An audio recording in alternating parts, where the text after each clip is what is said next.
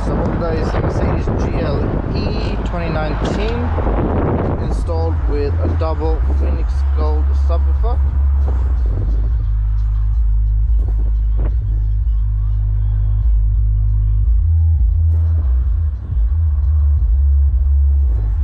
It's a very powerful, providing very low bass in this vehicle.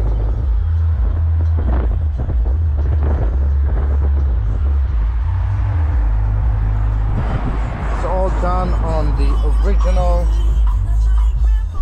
Mercedes system. What do you want to do? Let's cancel that.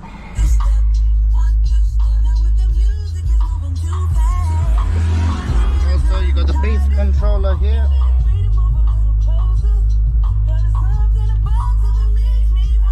So you can use that to control the amount of bass you want.